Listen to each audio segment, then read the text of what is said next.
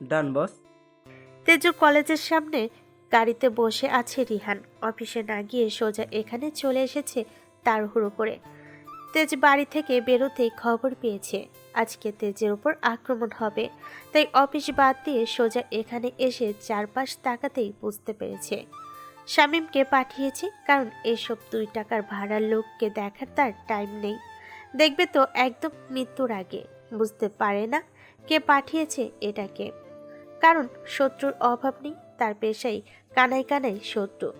সেখানে বার্থডে পার্টিতে তেজুর সাথে ক্লোজ হয়েছে, নিজের ফিলিংস প্রকাশ করছে, যার কারণে সবে বুঝে গেছে রিহান তালুকদারও দুর্বল জায়গা আছে, যেটা তারা এত বছর খুঁজেছে।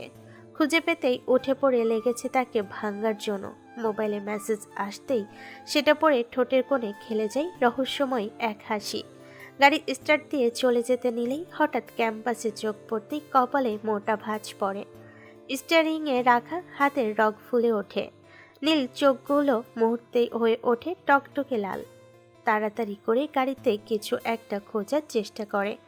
নিজের কাঙ্ক্ষিত জিনিসটা খুঁজে না পেয়ে আরও রেগে যায়। বুঝে চায় হাতের মাঝে আর কিছু নেই। ভেবেছিল ভোটের আগে কোনো ঝামেলায় জড়াবে না, কিন্তু বেয়াদব বউ তা হতে দিল না। নিজের চুল নিজে চেপে গাড়ি থেকে বেরিয়ে হেঁটে যায় ক্যাম্পাসের উদ্দেশ্যে। হাই তেজু, হাই, কেমন আছো?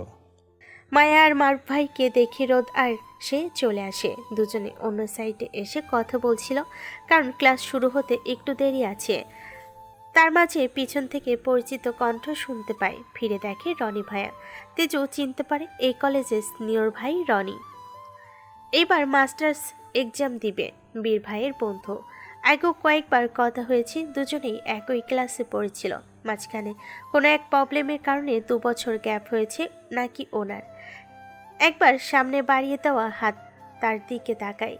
আশেপাশে সবাই তাকিয়ে আছে, ইগনোর করলে খারাপ দেখায়। লোকটাও বোনের চোখে দেখে, তাই কিছু না ভেবে আস্তে করে নিজের হাত মিলায়। হাত মিলাতেই রনির বুকে কেউ একজন লাথি মারে। সিটকে পিছনে হটে যায় তেজু। রনি ঘাসের উপর পড়ে আছে। তেজু চোখ তুলে তাকায়, রিহানকে দেখে অবাক হয়। ভালো করে আশেপাশে তাকিয়ে দেখে সবাই বিস্ময় নিয়ে তাকিয়ে আছে। অনেকজন ভিডিও করছে। রিহান রনির গলা চেপে ধরে উপরে তোলে, আবার মারতে নিলে তেজুর সামনে এসে আটকায়। ছাড়ুন ওনাকে, প্রবলেম কি? কেন মারছেন ওনাকে? ভয়ঙ্কর দৃষ্টিতে রিহান তাকায়। এমন দৃষ্টিতে তেজু ভয় পায় না। হাত বাড়িয়ে রনিকে ধরতে নিলেই প্রমিস তেজ, এই ব্লাডি বিচের শরীরে যদি তোর স্পর্শ পড়ে, তোর সেই হাত আমি কেটে কুকুরকে খাওয়াবো। সাথে ফাকিং রনির সাথে কি হবে তা তোর ভাবনার বাইরে। তেজু ভয় না পেলেও একটু সরে যায়। সবার দৃষ্টি দেখে লজ্জা লাগে রিহানকে সামলানোর জন্য। রনিকে বাদ দিয়ে প্রথমবারের মতো রিহানের হাত স্পর্শ করে। নিজের কাজে বাধা পাওয়ায় রিহান রক্ত চোখ নিয়ে তেজুর দিকে তাকিয়ে রনির মুখে এক ঘুষি মেরে তেজুর হাত ধরে টেনে হিঁচড়ে নিয়ে যায় গাড়ি কাছে। এতক্ষণ সবকিছু রোদ হা করে দাঁড়িয়ে দেখছিল, বুঝতে পারছে না মুহূর্তের মাঝে কি থেকে কি হয়ে গেল। রনি পড়ে আছে ঘাসের উপর। ওই একটা সিনিয়র ভাইয়া এসে তাকে তুলে নিয়ে যায়। একা রোদ দাঁড়িয়ে ফোন বের করে বীরকে সব ঘটনা বলা শেষ হতে একবার রাস্তায় রিহানা তেজুর দিকে তাকায়। আফসোসের স্বরে বলে ওঠে, কি হবে এই সম্পর্কগুলোর? কার সঙ্গে কথা বলছিস বনু? পিছন থেকে ভাইয়ের কণ্ঠে থতমত খেয়ে যায় রোদ। ফিরে দেখে ভাইয়ের পাশে মায়া। হয়তো মারামারি দেখে চলে এসেছে। মাথা চুলকে বলে ওঠে, কারোর সাথে না, ওই এমনি একটু আগের ঘটনা দেখেছো? কথাটা ঘুরিয়ে রোদ প্রশ্নটা করে। মারুফ মায়াকে রোদের পাশে দাঁড় করাতে করাতে বলে, বাদ দে। ছোটবেলা থেকে তো ভাইয়ের এইসব কাজকর্ম কম দেখিনি। ক্লাসে যা 2 জন। কথাটা বলে মারুফ মায়াকে বাই বলে চলে আসে। রোদ বুঝতে পারে রিহান ভাইয়া জন্মগতভাবেই এমন মারামারি করে, তাই কেউ এই ব্যাপারে খুব একটা মাথা ঘামায় না। তাই নিজেও আর কিছু না ভেবে ক্লাসে চলে যায় মায়াকে নিয়ে।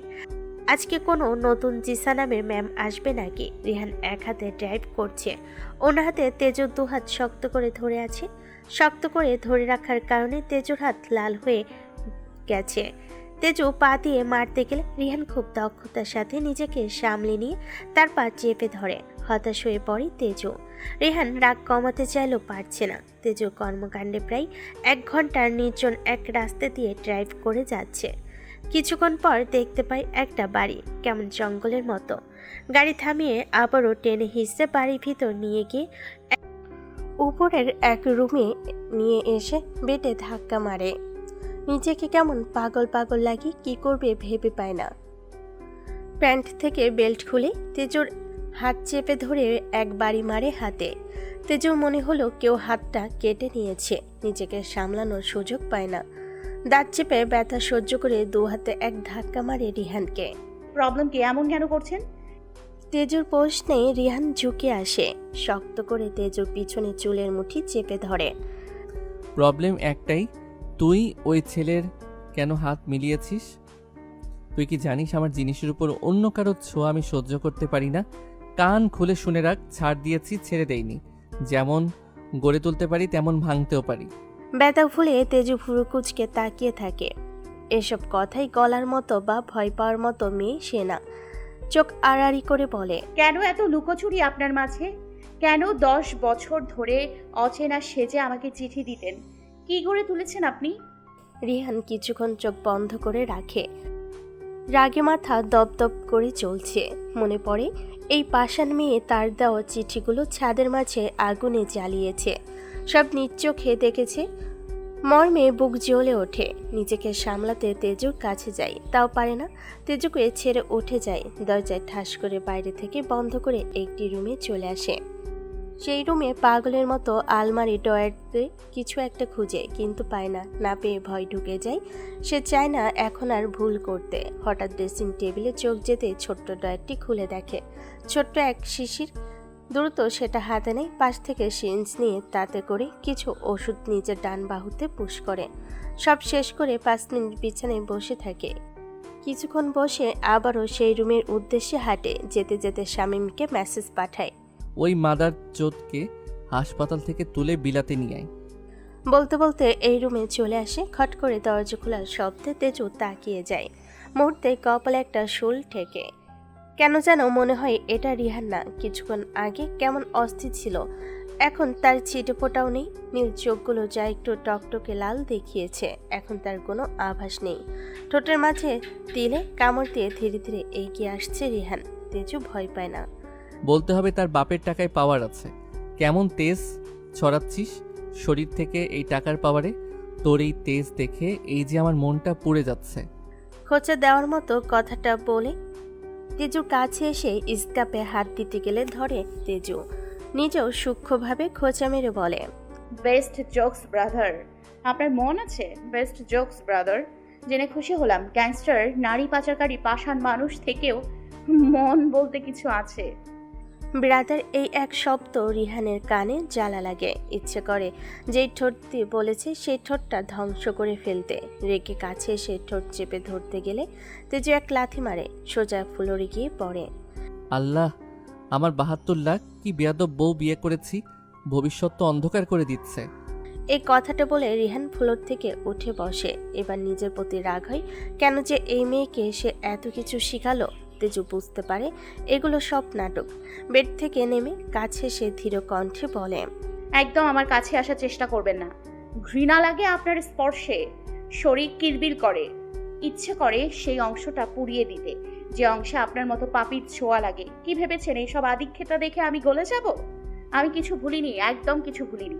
আপনার কারণে আমার জীবন রংহীন হয়ে গেছে। খুব রাগ লাগে, তাই না? যখন আমি অন্য কারোর মিশি, অন্য কারোর সাথে মিশলে আপনার বউয়ের অধিকার দেখাতে ইচ্ছে করে। তো কোথায় ছিল আপনার বউয়ের অধিকার 10 বছর আগে? শুনুন, কান খুলে, আমি জামাই হিসেবে মানি না আপনাকে, তাই একদম অধিকার দেখাবেন না। আমি শতবার ছেলের হাত ধরবো, তাদের সাথে ঘুরবো, ডেটে যাব। আর কিছু বলতে পারে না তেজু। রিহান নিজের সব শক্তি খরচ করে তেজুর ঠোঁট চেপে ধরে। তেজু কিক মারতে গেলেও পারে না। রিহান সাপের মতো পা দিয়ে পেঁচিয়ে ধরেছে। রিহানের চোখ থেকে মনে হয় আগুন ঝরছে। প্রথম কথাগুলো মেনে নিল, শেষের কথাগুলো কানের কাছে বিষের মতো লেগেছে। এই মেয়ে ভুলে গেছে কার সামনে কি বলছে। যে ঠোঁট দিয়ে অন্য ছেলের কথা উচ্চারণ হয়েছে, আজ সেই ঠোঁট থাকবে না। রিহান অদ্ভুত অবচেতন সিদ্ধান্ত নিয়ে নিজের সর্বশক্তি দিয়ে কামড়ে ধরে। ঠোঁট থেকে ফ্লোরে রক্ত গড়িয়ে পড়ছে। তীব্র ব্যথা তেজু সহ্য করছে। রাগ আর ঘৃণায় শরীর কাঁপছে, কিন্তু কিছু করতে পারছে না। নিজেকে অসহায় মনে হচ্ছে। খিচে থাকা চোখ থেকে নিঃশব্দে অশ্রু গড়িয়ে পড়ে। কামড়ে ধরার 1 মিনিট পর রিহান ছেড়ে দেয়। জোরে জোরে নিঃশ্বাস নেয়, চোখ তুলে তেজুর দিকে তাকায়। ঠোঁট দিয়ে রক্ত গড়িয়ে পড়ছে। বুড়ো আঙ্গুলের সাহায্যে তা মুছে দেয়। রাগের মাথায় কলো। এখন খারাপ লাগে, সে চায় না খারাপ আচরণ করতে, কিন্তু হয়ে যায়। তেজুর মুখে অন্য ছেলের নাম শুনলে বা অন্য ছেলের সাথে দেখা করলে নিজেকে সামলাতে পারে না। কান্নামাখা দৃষ্টিতে অসহায় চোখে তাকাই তেজু। সেই দৃষ্টি দেখে রিহান ঢোক গিলে বুকে জড়িয়ে নেয়। তেজু ছটফট করে ছাড়ানোর চেষ্টা করে, কিন্তু রিহান ছাড়ে না। কিছু বুঝে ওঠার আগেই তেজুকে কোলে তুলে নেয়। মনে মনে ভাবে, আজ তেজুকে সব বলবে। যত দেরি হবে তত চলে যাবে দূরে। নিজের দুর্বল জায়গা আজ তেজকে জানিয়ে দেবে। শুরু থেকে সব খুলে বলবে, কারণ সে বুঝে গেছে দেরি করে প্রকাশ করা মানে তেজকে হারিয়ে ফেলা। এমনিতে যেভাবে পিছন লেগেছে। কোলে করে নিয়ে এসে বারান্দার ছোট্ট সোফায় বসে। হাজার চেষ্টা করেও ছাড়াতে পারে না তেজু। রিহান নিচে বসে কোলের ওপর তেজুকে জড়িয়ে রাখে, কানের কাছে ফিসফিস করে বলে, খুব জানতে চাস তাই না, কেন আমি তোর সাথে এমন আচরণ করি ছোটবেলা থেকে? খুব জানতে ইচ্ছে হয় তাই না, কেন হঠাৎ তোকে এত ভালোবাসি, আগে কেন বাসিনি? কানের কাছে এমন ফিসফিস করে বলা কথাগুলো শুনে তেজু স্থির হয়ে যায়। আর ছোটাছুটি করে না। অনেকবার এই প্রশ্নগুলো করেছে সে, কিন্তু উত্তর পায়নি। তাড়াতাড়ি উপরে তাকিয়ে বলে, আমি জানতে চাই কেন এমন আচরণ করেছেন আমার সঙ্গে। কি অপরাধ করেছি আমি? রিহান তাকায় শূন্য আকাশের দিকে। মুখটা হু হু করে ওঠে। জীবনে তার কেউ আপন হয়নি। সে শূন্য সব কিছুতেই। এই একটা মেয়েকে সে নিয়ে পরিপূর্ণ হতে চায়। তোকে আমি আজ না, ছোট থেকেই ভালোবাসি। তোর সবচেয়ে বড় অপরাধ কি জানিস? তুই কেন ছোট্ট পায়ে হেঁটে সেদিন আমার রুমে গিয়েছিলি? জানিস 19 বছর বয়সী ছেলের কেমন লাগে যখন 1.5 বছরের এক মেয়ের হাসির প্রেমে পড়ে যায়? শুনতে খারাপ লাগছে তাই না, কিন্তু এটাই সত্যি। জানিস জন্মের পর তোকে প্রথম আমি এই হাতে তুলে নিয়েছিলাম, এমনকি মেজো আম্মুও নেয়নি। সেদিনের পর থেকে তুই আমার আপন হয়ে গেলি। কোনো রকম অনুভূতি ছিল না, শুধু তোকে নিয়ে সময় কাটাতে ভালো লাগতো। যে ছেলে কোনো ছোট বাচ্চার কাছেও যেত না, সেই ছেলের সঙ্গী হয়ে উঠল সদ্য জন্মানো এক মেয়ে। সবাই নাম রাখলো তেজু। আমি আদর করে বলতাম তেজ। কেন বলতাম জানি না, কিন্তু আজ বুঝি নামটার মানে। এইভাবে দিন যাচ্ছিল। পড়াশোনা ফাঁকি না দেওয়া ছেলেটাও ভার্সিটি ফাঁকি দিয়ে ফেলল।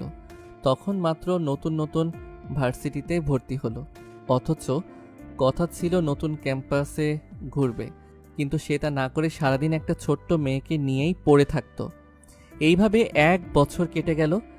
তখনও তোর প্রতি আমার কোনো অনুভূতি ছিল না, শুধু ভালো লাগতো। কিন্তু 03/09/1992 সেদিন ভার্সিটি গিয়েছিলাম। ফিরে এসে প্রথমে নিজের রুমে না গিয়ে মেজো আম্মুর রুমে গেলাম তোকে দেখার জন্য, কিন্তু তুই আর মেজো আম্মু কেউ ছিলি না। ভেবেছিলাম নিচে কিচেনে আছিস, তাই নিজের রুমে গেলাম। সেখানে গিয়ে শক হয়ে গেলাম। 1.5 বছরের তেজ ছোট ছোট পায়ে দেয়াল ঘেঁষে দাঁড়িয়ে আমার সকালে রেখে যাওয়া ট্রাউজার টানছে, যেটা কোনো কারণে চেয়ারের সাথে আটকে গেছে। টেনে আনতে না পেরে ছোট তেজ খিলখিলিয়ে হেসে উঠল, যা সে এর আগে হাসেনি। একবার টানে না আসতে দেখে আবার হাসে, যেন এতে সে ভীষণ মজা পাচ্ছে। সেদিন দরজায় দাঁড়িয়ে থাকা 19 বছরের আমি থমকে গিয়েছিলাম সেই হাসিতে। বিস্ময়ে তাকিয়েছিলাম যতক্ষণ পারি। পর মুহূর্তে আমাকে দেখে হেসে ছোট্ট কদমে এগিয়ে এলি, হাত বাড়িয়ে কোলে নেওয়ার বায়না ধরলি। জানিস কি বলেছিলি আমাকে? এই রিটন ভাই, কোলে নাও। কথাটা বলতেই শব্দ করে হেসে উঠল রিহান। অবাক নয়নে সে হাসির দিকে তাকিয়ে থাকে তেজু। কবে কখন এই তিলযুক্ত ঠোঁটে হাসি দেখেছে সে জানে না। হাসির কারণে নীল চোখগুলো ছোট ছোট হয়ে ঝলমল করছে, ভ্যাম্পায়ারের মতো 2 দিকে 2টা দাঁত। নিলিপ্ত চমৎকার হাসি। হাসির তালে চারিদিকে রিনরিনে শব্দে ওঠে। রিহান নিজের মতো কিছুক্ষণ হেসে আবার বলা শুরু করে, সেদিন তোর বাড়ানো হাতটা ধরে কোলে তুলেছিলাম, প্রথমবারের মতো অস্বস্তিতে পড়লাম, তাও 1.5 বছরের এক মেয়েকে নিয়ে। সেদিনের পর থেকে পাল্টে গেল আমার অনুভূতি। না চাইতেও তোর মায়ায় জড়িয়ে গেলাম। অদ্ভুতভাবে তোকে কোনো ছেলের পাশে দেখলে রাগ হতো, না চাইতেও ছেলেটাকে মারতাম, তোকেও মারতাম। মনে হতো এই ছোট্ট তেজকে লুকিয়ে রাখি সবার ধরাছোঁয়ার বাইরে। তার মাঝে কখন যে আমার এই আচরণের কারণে ছোট তেজের মনে নেতিবাচক প্রভাব পড়ল বুঝতে পারিনি। যখন বুঝলাম তখন দেরি হয়ে গেছে। তারপরও নিজেকে সামলাতে পারতাম না। বিশেষ করে তুই জড়িত কোনো বিষয়ে আমি রাগ সামলাতে পারতাম না। বুঝলাম তোকে আমার লাগবে একদম নিজের করে, সারা জীবনের জন্য। মেজো আব্বু আম্মুর মন পেতে তাদের সামনে ভীষণ ভালো ব্যবহার করতাম। আসলে মেজো আব্বু আম্মু আমাকে খুব ভালোবাসতো, কারণ তোর জন্ম হয়েছিল তাদের বিয়ের 12 বছর পর। এই 12 বছর আমাকে নিজের সন্তানের মতো আগলে রেখেছিল। আস্তে আস্তে ওদের চোখে আমার ভালোবাসা ধরা পড়ে। তার মাঝেই হঠাৎ একদিন মেজো আম্মু মারা যায়। কেন, কিভাবে, আজও কেউ জানে না। সেদিন সবাই ঘুরতে গিয়েছিল, শুধু তুই, মেজো আম্মু আর আমিই যাইনি, কারণ তোকে ছাড়া আমি থাকতে পারবো না। সেই দিনের পর থেকে 2 দিন মেজো আম্মুকে পাওয়া যায়নি। সবাই খুঁজতে থাকে। 2 দিন পর বাগানের পাশে পাওয়া যায় তার লাশ, তাও আবার কবর দেওয়া হয়। তোর বয়স তখন 5, হয়তো তোর মনে নেই। আমার সব মনে আছে রিহান ভাই। কথাটা বলেই হঠাৎ দুঃখে কেঁদে ওঠে তেজু। তার মা কিভাবে মারা গিয়েছিল সে জানে। 5 বছর বয়স হলেও সব দেখেছিল নিজের চোখে। রিয়ান তেজুর মাথা ধরে বুকের কাছে টেনে নেয়। অকারণে আজ ঘৃণার মানুষটার বুকে নিজের শান্তি খুঁজছে তেজু। নিজের অজান্তে গুটিয়ে গেছে, কোনো প্রতিক্রিয়া দেখাতে পারছে না। রিয়ান ছোট বাচ্চার মতো আগলে ধরে মাথায় হাত বুলিয়ে আবার বলে, সেদিনের পর থেকে তুই একদম ভয়ে গুটিয়ে গিয়েছিলি, কারোর সঙ্গে মিশতিস না, পুরোপুরি অন্তর্মুখী হয়ে গিয়েছিলি। অন্যদিকে তখন আমি সদ্য 22 বছর বয়সে কালো জগতে ঢুকে যাই।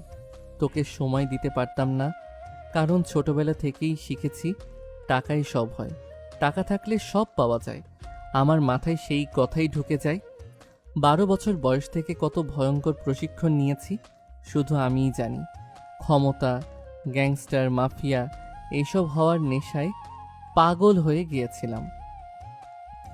সবাই ভাবে আমি বাংলাদেশি গ্যাংস্টার, কিন্তু না। লন্ডনে যাওয়ার 2 মাস পরই আমি আমেরিকায় চলে যাই। সেখানে গিয়ে নিজের নতুন পরিচয় বানাই, হয়ে উঠি সেই জগতের ওয়ার্ল্ডের মাফিয়া, যাকে দেখে শত দেশের মানুষ কাঁপে। এই সব হয়েছি তাও একজনের সাহায্যে। তুই হয়তো এসব সম্পর্কে বুঝবি না। তারপর মেজো আম্মু মারা যাওয়ার পর দিনগুলো কেটে যাচ্ছিল বিষণ্ণতায়। তার 1 বছরের মধ্যেই আমি নিজের একটা অবস্থান তৈরি করি, কিন্তু সেটাই হয়তো আমার জীবনের সবচেয়ে বড় ভুল। চারপাশে নতুন নতুন শত্রু তৈরি হয়, যারা খুঁজতে থাকে আমার দুর্বল জায়গা। আমার একমাত্র দুর্বলতা ছিল তুই। জানিস, তোকে নিয়ে এই নিষ্ঠুর রিহান ভীষণ ভয় পেত। যাকে সবাই ভয় পায়, যার নাম শুনে লোক কাঁপে, সেই মানুষ তোকে হারানোর ভয় পেত। তোকে নিরাপদ রাখার জন্য আমি নিজের অনুভূতি প্রকাশ কমিয়ে দেই। সবার সামনে খারাপ আচরণ করলেও মেজো আব্বুর সামনে করতাম না। এইভাবে দিন কাটছিল। মেজো আব্বু তোর প্রতি খুব খেয়াল রাখত, কিন্তু তুই বুঝতে পারিসনি আড়ালে তোর রক্ষক ছিল রিহান তালুকদার। আমি তোর প্রতি অতিরিক্ত অধিকার পরায়ণ হয়ে যাচ্ছিলাম। কোনো ছেলের পাশে তোকে দেখলে মাথায় রক্ত উঠে যেত।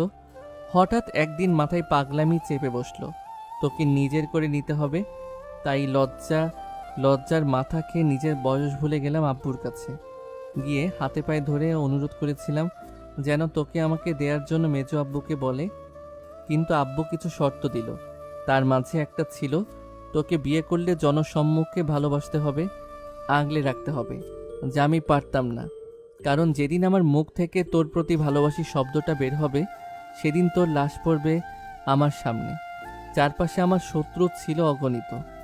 তবু আব্বুর কথা মেনে নিলাম তোকে পাওয়ার লোভে।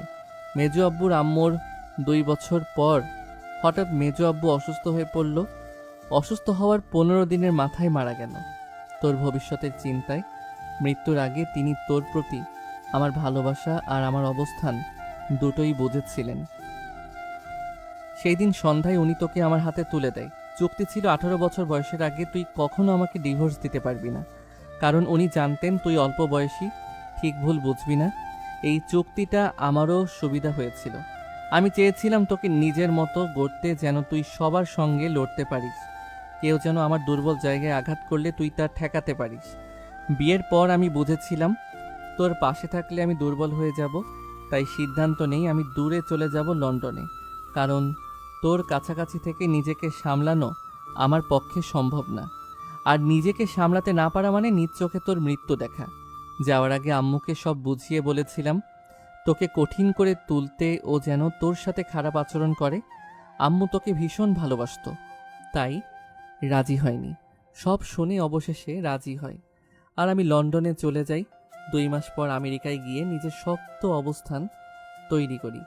কিন্তু আম্মু যে তোর গায়ে হাত তুলবে তা কখনো ভাবিনি। যা এসে জানতে পারি, প্রতি বছর তোর জন্মদিনে দেশে আসতাম, যা কেউ জানতো না। এক রাত তোর পাশে কাটিয়ে যেতাম যতক্ষণ ঘুমিয়ে থাকিস। এইভাবে আমার পরিকল্পনা সফল হচ্ছিল। তোর ভেতরে পরিবর্তন আসছিল, তুই মনের দিক দিয়ে শক্ত হয়ে উঠছিলি, কিন্তু কারো কাছে সেটা প্রকাশ করতি না। আমি জানি তুই ভাবতি পড়াশোনা করে একদিন সবার মুখের উপর উচিত জবাব দিবি, নিজের আব্বুর স্বপ্ন পূরণ করবি ডাক্তার হয়ে। সম্পত্তির ব্যাপারে না জানলেও তুই এইটুকু বুঝতি মেজো আব্বুর কিছুটা সম্পত্তি হলেও পাবি, কিন্তু এত কিছু ছিল তুই জানতি না। জেদ ধরেছিল নিজের বাড়ি থেকে কোনো দিন বের হবি না, এই জেদে সব সহ্য করে থেকেছিস। আমি দূরে থেকেও তোর প্রতিটা খোঁজ রাখতাম, অল টাইম তোর জন্য বাইরে গার্ড রাখতাম। তোর চোখ মুখ দেখে বুঝতে পারতাম তুই বদলাচ্ছিস। তোর 14তম জন্মদিনের সন্ধ্যায় আমি সেই ডায়েরিটা তোর আলমারিতে এমনভাবে রেখেছিলাম যাতে তোর চোখে পড়ে। ঠিক তাই হয়েছিল, তোর হাতে পড়ে গিয়েছিল সেই ডায়েরি। সেই ডায়েরির 2য় পৃষ্ঠার লেখাগুলো আমার লেখা ছিল। মেজো আব্বু সম্পূর্ণ করতে পারেননি, শুধুমাত্র তেজ মঞ্জিল সম্পর্কে লিখেছে, যা আমি জানি কারণ ডায়েরিটার বাড়িটা লুকিয়ে করেছে মেজো আব্বু। ডায়েরি আমি পাওয়ায় জানতে পেরেছিলাম তেজ মঞ্জিল সম্পর্কে। সম্পত্তি উইল সম্পর্কে ছোট থেকে জানি। ডায়েরিটা সযত্নে নিজেও লুকিয়ে রেখেছিলাম, সময় হয়ে তোকে দেয়। ডায়েরির 2য় পৃষ্ঠার লেখাগুলো আমার ছিল। সব দেখার পর তুই নিজের প্রতি আরও সাহস পেয়ে গিয়েছিলি। আমি বুঝে নিয়েছিলাম এখন তুই মানসিকভাবে শক্ত, কিন্তু সবার সঙ্গে লড়ার শক্তি এখনও আসেনি। তার উপর পড়তে পারতি না জেসিকে ভুল পড়াতে বলেছে। পড়ার ঘরে সিসিটিভি ছিল, তাই সেদিন জেসিকে বলেছিলাম তোকে রাতের আধারে পড়াতে, সাথে যেন তার নামে তোকে প্রশিক্ষণ কেন্দ্রে ভর্তি করায়। রাতের আধারে শুরু হয় তোর আরেক যুদ্ধ। তোকে গড়ার জন্য আমি সব করেছি। এইভাবেই সবার অজান্তে তোকে তৈরি করেছি আমি, যাতে 18 বছর বয়সে তুই দমে না যাস। আমিও 18 বছর নিশ্চিন্তে ছিলাম, কারণ তখন আমার পেশার কেউ তোর খবর জানেন না আমার দুর্বল জায়গা সম্পর্কে। আবার যারা মেজো আব্বুর সম্পত্তির লোভ করবে তারাও চাইলে তোকে মারতে পারবে না, কারণ তুই 18 বছর আগে মারা গেলে তারা সম্পত্তি পাবে না, সব সরকারের কাছে চলে যাবে। রিয়ান এক লাগারে কথা বলে থেমে যায়। গভীর নিঃশ্বাস নেই। এখানে সে সব সত্য বলেনি, 50% বলল, 50% বলেনি। অনেক কিছু লুকিয়েছে যা তেজকে বলা যাবে না। বিস্ময়ে তাকিয়ে থাকে তেজু। তার মানে জেসি মিথ্যা বলেছিল। এই এত বছর ধরে মাথা ঘুরে যায় তেজুর, কিছু বলার মতো ভাষা খুঁজে পায় না। তবু কাপা কণ্ঠে জিজ্ঞেস করে, আমাকে এই জন্য আঘাত করতেন, নিজেকে শক্ত করার জন্য? না, আমার আঘাতের ভেতরে তোকে শক্ত করার কোনো উদ্দেশ্য ছিল না। তোর নিজের দোষেই তো আমার কাছ থেকে মাইর খাস। তেজু তাকাই বিস্ময়ে। নিজের দোষে? রিহান দীর্ঘশ্বাস ফেলে, আবার বলে, তুই ভালো করে জানিস আমার জিনিসে কারো হস্তক্ষেপ আমার পছন্দ না। যেটা আমার সেটা আমার, তার দিকে কেউ বাঁকা চোখে তাকালেও আমি সহ্য করতে পারি না। তোকে এমনি এমনি মারিনি আমি এত বছর। 10 বছর আগে যেদিন আমাদের বিয়ে হলো, সেদিন বিকালে তুই বাইরের অন্য ছেলের সঙ্গে বউ জামাই খেলছিলি। সেটা আমি সহ্য করতে পারিনি। আবার ছেলেটার হাতও ধরেছিলি, তাই রাগে সেদিন তোর সেই হাত দরজার মাঝে চেপে ধরেছিলাম। বিদেশ থেকে আসার পর তোকে মেরেছি, কারণ এত রাতে ছাদে ছিলি, যেখানে দূর থেকে হাজারো কুৎসিত দৃষ্টি আমাদের বাড়ির দিকে তাকিয়েছিল। আমি জানি তারা কিছু করতে পারবে না, কিন্তু তোর দিকে খারাপ দৃষ্টিতে তাকাবে, সেটা আমি সহ্য করব না, তাই থাপ্পড় মেরেছিলাম। এরপরে কফি ছুঁড়ে মেরেছিলাম, এটা দেখেছিস। কিন্তু আমি যে গরম গরম কফি মুখে নিয়েছিলাম এক চুমুকে, সেটা দেখিসনি। সেদিনও এটা মহিদের জন্য করেছিলাম। খারাপ দৃষ্টিতে তোর বুকের দিকে তাকিয়েছিল, ওড়না সামলাতে না পারলে পড়বি কেন?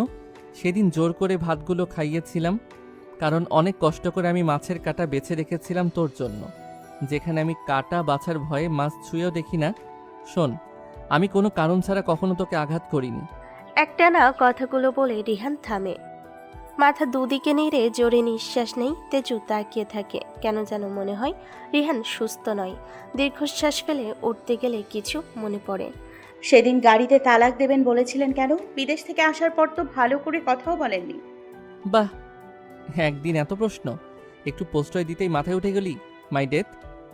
আমি কোনো এক্সকিউজ শুনতে চাই না, সরাসরি উত্তর দিন। আর এটাও বলুন, আমাকে নিজের মৃত্যু বলে সম্বোধন করেন কেন? আপনার চিঠিতেও তো এটাই ছিল। রিহান ভুরু কুচকে তাকায়। তেজের মুখে এমন কঠোর বাক্যগুলো শুনতে ভালো লাগে। মাথা নিচু করে গলার কাছে চুমু খায়। তেজু মনে হয় কেউ যেন কারেন্টের শক দিল। রেগে ছটফট করে উঠে যেতে নিলে রিহান চেপে ধরে। কুল বৌজান কুল, একটা চুমুতে এমন অবস্থা। আমার স্পর্শ যখন তোর সারা শরীরে বিচরণ করবে তখন কি অবস্থা হবে, ভাবলেই তো হাসি পাচ্ছে আমার। কোমর শক্ত করে ধরে গলার কাছে মুখ রেখে হিসি করে কথাগুলো বলে রিহান। তেজে ইচ্ছে করে লাথি মেরে বেলকনি থেকে ফেলে দিতে, কিন্তু সে অসহায়। রিহান সাপের মতো পেঁচিয়ে রেখেছে। বাধ্য হয়ে সে অবস্থায় থেকে বলে ওঠে, যা প্রশ্ন করেছি উত্তর দিন। মুহূর্তে রিহান গম্ভীর হয়ে যায়। তেজুকে নিজের কবজে রেখে দূর আকাশের দিকে তাকায়। বলেছিলাম কারণ আমার অনুভূতি সম্পর্কে আব্বু ছাড়া কেউ জানতো না। সেদিন গাড়িতে মোহিত ছিল, সে ছিল আমার প্রতিপক্ষ। তার সামনে তোর প্রতি ফিলিংস প্রকাশ করলে সেটা মুহূর্তে ফাঁস হয়ে যেত, তাই সেদিন সেই কথা বলেছিলাম। ওদের শিওর করে দিয়েছিলাম আমার দুর্বল জায়গা বলতে কিছু নেই। তারপর থেকে তোকে নিয়ে কঠোর আচরণ করেছি, কারণ তোকে বাঁচিয়ে রাখাই ছিল আমার লক্ষ্য। তুই এখন যে আধিপত্য দেখাচ্ছিস, তখন সেটা দেখাতে পারতি না। তখন তো মাত্র 17 বছর ছিল, কোনো পাওয়ার ছিল না। তখন আমি তোর প্রতি নরম হলে তোর মৃত্যু দেখতাম নিজ চোখে। আমার কঠোর হওয়া ছিল বাধ্যতা, তোকে বাঁচাতে, ভালো রাখতে। আর তোকে নিজের মৃত্যু বলে কেন ডাকি জানি না, শুধু জানি ভালো লাগে ডাকতে। তাকিয়ে থাকে। জর্জরি কারণে স্কার্ফের গলার পিনটা খুলে গেছে। সামনের কাটা চুলগুলো মুখে এসে পড়ছে। হাত দিয়ে সরাতে চাইলেও পারে না। রেহান ফু দিয়ে সরিয়ে দেয়। সেদিকে নির্বিকার তাকিয়ে তেজু বলে, আমি তো সেই 12 বছর আগে মরে গিয়েছিলাম। যা একটু বেঁচেছিলাম তাও 2 বছর পর নিস্তেজ হয়ে গেল। অথচ আপনি আমাকে বাঁচাতে, ভালো রাখতে চেয়ে আমার জীবনটাই জাহান্নাম বানিয়ে দিলেন। এমন ভালো তো আমি চাইনি। আমি কিন্তু আপনি আর আপনার মাকে কখনো ক্ষমা করব না। জানেন, ইচ্ছে করে আপনার মায়ের নিঃশ্বাসটা নিজ হাতে বন্ধ করে দিই, কিন্তু পারি না। কেন জানি মনে হয় এটা তার নিজের আচরণ নয়, কেউ একজন করাচ্ছে। যখন বিরক্তিতে মনটা তেতো হয়ে যায়, তার শরীরে হাত তুলতে ইচ্ছে করে, তখন মনে পড়ে একসময় মায়ের মতো কপালে চুমু দিয়ে সারা বাড়ি পেছন পেছন ছুটে আমাকে খাইয়েছিল। কানে বারবার বাজে মামুনি এই শব্দটার কারণে দুর্বল হয়ে যাই আমি। পারি না তাকে আঘাত করতে। বলেই হো হো করে কেঁদে ওঠে তেজু। সে দুর্বল থাকতে চায় না, তাও হয়ে যাচ্ছে। চোখ মুছে নেই, ঠোঁট কামড়ে কান্না আটকানোর চেষ্টা করে। রিহানের পাষাণ মনও কেঁদে ওঠে সেই আহজারিতে। কখনো বুঝতে পারেনি মা তেজুর শরীরে হাত তুলেছে। মায়ের উপর বিশ্বাস করে কখনো খেয়াল রাখিনি, অথচ মাই করেছে সবচেয়ে বড় অন্যায়। অবাক হয়ে নিজের চিন্তা ভাবনার সাথে তেজের ভাবনার মিল পেতে। তার মানে তেজু ভাবে এটা তার মায়ের নিজের আচরণ নয়। এত অত্যাচারের পরও তেজের মায়া ফোরায় না। নিজের কাছে শপথ করে, যদি মায়ের এই আচরণের পিছনে অন্য কেউ না থাকে তবে নিজ হাতে গলা টিপে মারবে নিজের মাকে। ভাবতে ভাবতে তেজুর হাত আলগা করে মুখে হাত বুলাতে নিলে সুযোগ পেয়ে তেজু ছিটকে উঠে যায় রিহানের কোল থেকে। বাহ, নিজের প্রশ্ন উত্তর শেষ হতেই কোল থেকে উঠে গেলে। তেজু চোখের পানি মুছে রুমের দিকে যেতে যেতে বলে,